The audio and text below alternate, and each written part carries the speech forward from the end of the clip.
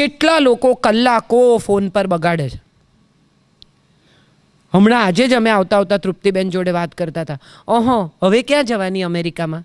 અચ્છા, પ્રોગ્રામ હશે નહીં? ના, ફૂટબોલ રમવા જવાની છું. હું શું કામ જાઉં? અહીંથી ડેટ્રોઇટ જવાનું મારે કોઈ કારણ છે? મને મારા નથી ત્યાં કોઈ સગા, નથી કોઈ મિત્રો. પ્રોગ્રામ હશે નહીં? હા, તે છે જ. તમને એરપોર્ટ ઉપર મળે કે ક્યાં બહાર જાઓ છો? ના, ફરવા આવી છું એરપોર્ટ પર. કેટલા વાહિયાત સવાલ આપણે એકબીજાને પૂછતા હોય છે. થિયેટરમાં આવે કે પિક્ચર જોવા આવ્યા છે? કેમ આવે માણસ? આપણે બધા સ્મોલ ટોક કરીએ છીએ. ખરેખર જેને સબસ્ટન્સ કહેવાય એવી વાત તમે કેટલા લોકો સાથે દિવસમાં કરો છો? એવું તમારી જાતને પૂછજો ક્યારેક. What is the gain and what is given while you converse? When you communicate, do you give something? When you communicate, do you get something? Do you receive something which is going to help you for the day or for the life? Which is going to improve you as a person? Which is going to add something to your knowledge? Do we talk about it?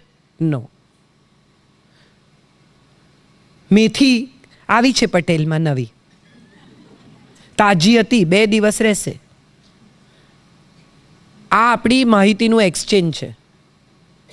કદી કોઈ દિવસ, આજે જ હું એટલી બધી ગદગદ થઈ ગઈ જ્યારે મને તૃપ્તિબેને કહ્યું કે મને સંતોષજીએ કહ્યું કે કાજલનું પુસ્તક છે કૃષ્ણાયન, તું વાંચજે. હી નેવર મેન્શન્ડ કે એમણે કૃષ્ણાયન વાંચ્યું છે.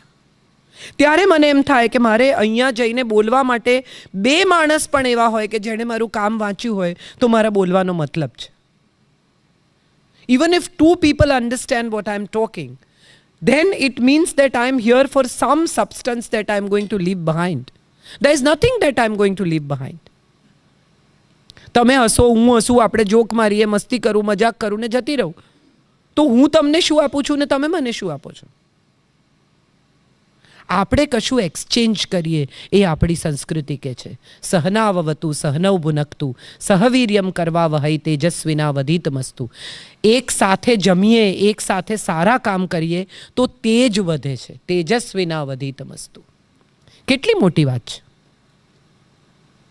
આવું આપણે કદી કોઈ સારા કામ, અચ્છા, બીજી એક સૌથી મજાની વાત તમારી સાથે શેર કરું. નાનકડું પણ સારું કામ કર્યું હોય ને તો એની 100 લોકોને મિનિમમ ખબર પડવી જોઈએ. અમે બહુ સપોર્ટ કરીએ છીએ કમ્યુનિટીને, અને જે કમ્યુનિટીને સપોર્ટ કરતું હોય એને અહીંયા સન્માન થવું જોઈએ. નહીં તો નેક્સ્ટ ટાઈમ એને ખોટું લાગી જાય કે હવે કેમ ગયા વખતે તો અમારે રેકગ્નાઇઝ ને તો કર્યું, ચેક નથી આપવાનો. તમે સારું કામ કરો છો કારણ કે સારું કામ કરવાથી તમને સારું લાગે છે. Not for others, do it for yourself. એ આપણી સંસ્કૃતિ છે. મને સારું લાગે છે માટે હું સારું કરું છું. તમને સારું લગાડવા માટે નથી કરતી. બધા જ બીજા માટે જીવે છે. દરેકે દરેક માણસને બીજાને ઇમ્પ્રેસ કરી દેવા છે. અહીંયા પણ આવો તો આજે ઇન્ડિયન કાજલબેન સાડી પહેરે છે ને આપણે પણ સાડી પહેરીએ. કાજલબેન ડફોળ છે કે આટલી સાડીઓ ઊંચકી ઊંચકીને આખા દેશમાં ફરે છે. તમે શું કામ પહેરો છો? તમે શું પહેરો છો એ અગત્યનું નથી, તમે અહીંથી શું લઈ જાઓ છો એ અગત્યનું છે. તમારી જિંદગીમાં, તમારા અસ્તિત્વમાં, તમારા જીવનમાં કંઈ બદલાય છે તો મારી સાથે વાત કરવાનો અર્થ છે. આપણી સંસ્કૃતિ શીખવે છે આપણને જ્ઞાન વધાર, હજી વધુ, હજી વધુ, હજી વધુ જ્ઞાન વધાર, હજી મેળવ, હજી પામ. એ આપણી સંસ્કૃતિ છે. આપણે વસ્તુઓ વધારીએ છીએ. હવે ઢોકળિયું નાનું પડે છે એટલે હવે જ્યારે તમે ન્યૂજર્સી જાઓ ત્યારે ઢોકળિયું લેતા આવજો. સવાલ એ છે કે વસ્તુઓ, ચીજો, આ ઢોકળા બનાવવાનું એ શું? હું મને પૂછો, એમને નહીં. ચીજો, વસ્તુઓ બધી ભેગી કરી, આપણને લાગ્યું એમાંથી સુખ મળશે, ન મળ્યું. પછી ધર્મના આશરે ગયા, આપણને લાગ્યું ત્યાં સુખ મળશે, ન મળ્યું. એ પછી આપણને સડનલી રિયલાઇઝ થયું કે આપણે એવી ઉંમર પર આવી ગયા છીએ કે હવે તો સમય જ નથી રહ્યો, એટલે વધુ ગાંગા થઈ ગયા. તમે જુઓ કેટલા બધા લોકો યુવાન દેખાવાનો મરણીયો પ્રયાસ કરે છે. બોટોક્સ લે, આમ કરે, યંગ स्किन पर आम लगाओ तो स्किन फ्रेश लागसे, यंग लागसे, बाल काले और लंबे हो जाएंगे, त्वचा ऐसी हो जाएगी. आत्मा फरी युवान थई शके छे? आत्मा तो युवान ज छे. ए तो चीर युवान छे. તમે શું વિચારો છો એ તમે બની જાઓ છો. આજે જ મેં ગાયત્રીને કહ્યું, એક સુંદર ડોક્યુમેન્ટરી છે નેટફ્લિક્સ પર, યુ આર વોટ યુ ઈટ. ખરેખર એક વખત એ ડોક્યુમેન્ટરી જેને પણ સમય હોય એ જોજો. યુ આર વોટ યુ ઈટ. તમે જે ખાઓ છો એ તમે બની જાઓ છો. મેં બહુ બધા લોકોને જોયા છે કે જે લોકો ભોજન વિશે એટલા બધા પર્ટિક્યુલર હોય, આમ જ, આમ નહીં, રોટલી તો પાતળી જ જોઈએ, પાપડી તો ઇન્ડિયાથી જ જોઈએ, ફલાણાનું તો આમ જ જોઈએ. આટલો વિચાર કોઈ દિવસ 2 કલાક જીવનમાં પોતાને વિશે કર્યો કે ચલો કંઈ વાંચીએ. શું ચાલે છે આજકાલ ટ્રેન્ડ? કોણ વાંચે છે? શું વાંચે છે? 10 સ્ત્રીઓ ભેગી થાય તો કપડાં, દાગીના, વહુ જો હોય તો. મારા ક્લાસની છોકરીઓ બધી આજકાલ ભેગી થાય છે, અમે ડિનર પર ને લંચ પર મળીએ. હું કહું કે ભાઈ તમે બધા તમારી વહુની વાતો કરો, મારી પાસે છે નહીં, હું શું વાત કરું? આપણી સંસ્કૃતિ તો એ છે જેમાં પત્ની પોતાના પતિની સાથે 14 વર્ષનો વનવાસ સ્વીકારે છે અને એવું નક્કી કરીને જાય છે કે આ બધી પરિસ્થિતિમાં હું તારી સાથે રહીશ, સુખમાં અને દુઃખમાં. 7 વચન જે આપીને લગ્ન થાય છે. ટ્રોઝો ક્યાં કરાવીશું, મનીષ મલ્હોત્રાનો લહેંગો લાવશું, કેટરિંગ માટે ન્યૂજર્સીથી બોલાવશું, પણ જે 7 વચન આપ્યા અને લીધા એ કેટલા લોકોને મોઢે યાદ છે? કેટલા પરણેલા છે? ઉઠાવો ઉઠાવો હાથ, કઈ ગુનો નથી. કેટલા વિધિસર પરણેલા છે? કેટલાને 7 વચન યાદ છે? ફેરા 4 વચન 7. બોલો, આય નથી ખબર? ફેરા 4 ને વચન 7, સપ્તપદીના 7 વચન એકબીજાને આપ્યા ને લીધા. એક એક સોપારીને પગ અડાડીને આગળ વધેલા બ્રાહ્મણે વચન આપ્યા.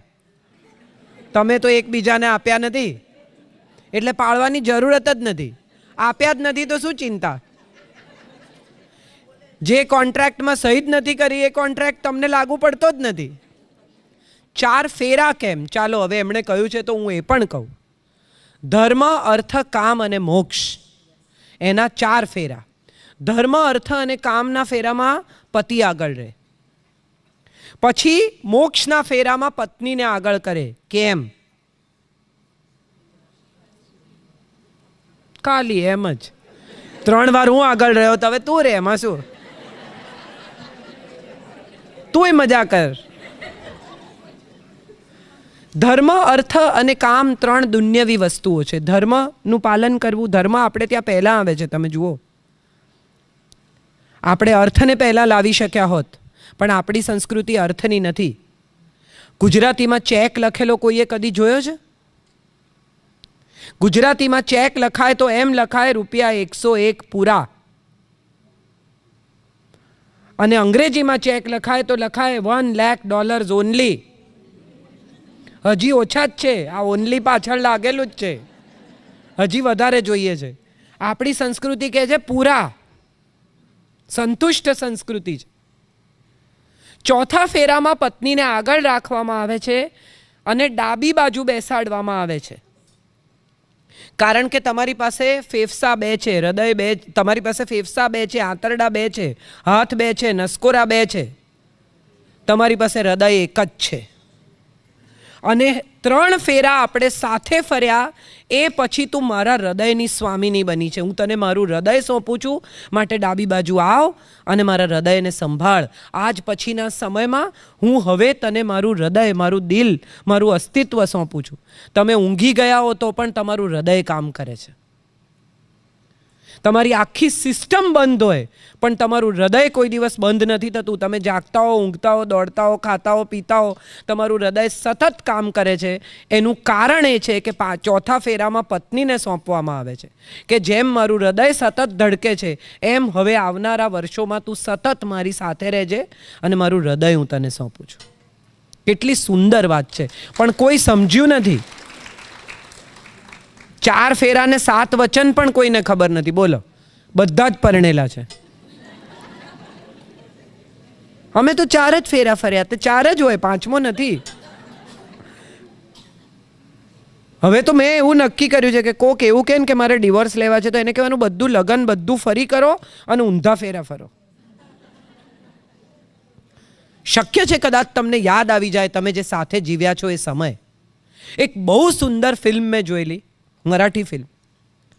એમાં એક છોકરી છે, લગ્ન કરીને જાય છે, એની મા એને એક નાનકડી ડાયરી આપે છે.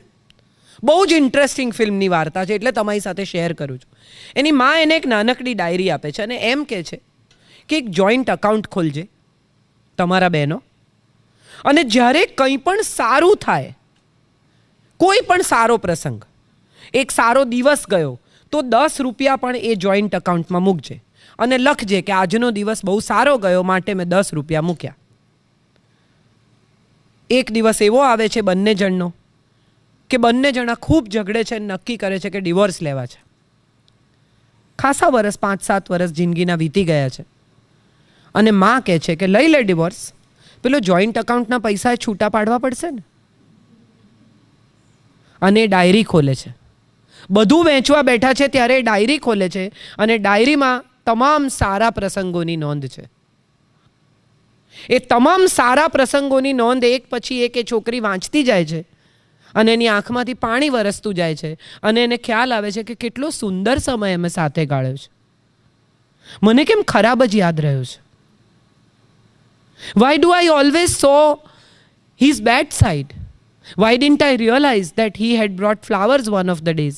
એકવાર ખૂબ વરસાદ પડેલો અને અડધી ઓફિસ છોડીને ઘરે આવી ગયેલો અને મને મકાઈ ખાવા લઈ ગયેલો અને અમે પલળતા ગયેલા. એ દિવસે મેં 100 રૂપિયા મૂક્યા છે.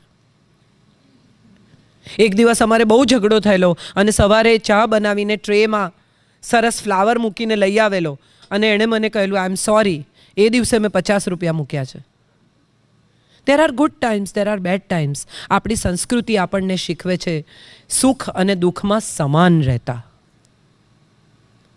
સ્થિતપ્રજ્ઞસ્ય કા ભાષા, ભગવદ્ ગીતા કહે છે. સુખ દુઃખ જય પરાજયમાં જે સમાન રહી શકે છે એ ભારતીય છે, એ હિન્દુ છે, એ સનાતન ધર્મને પાળે છે.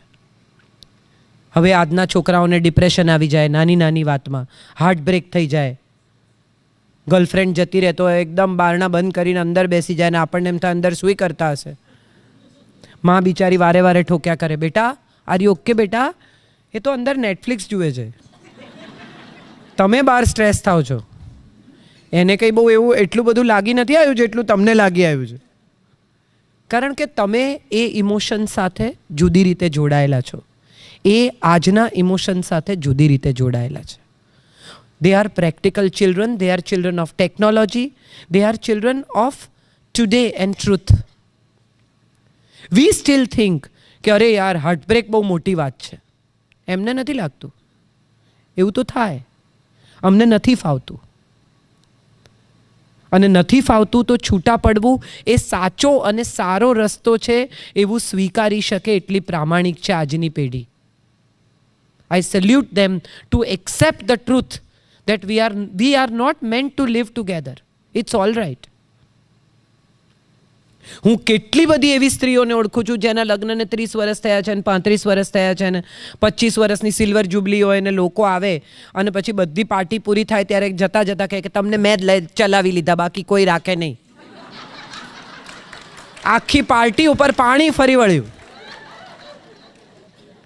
ઝાડુ ફેરવી દીધું તમે.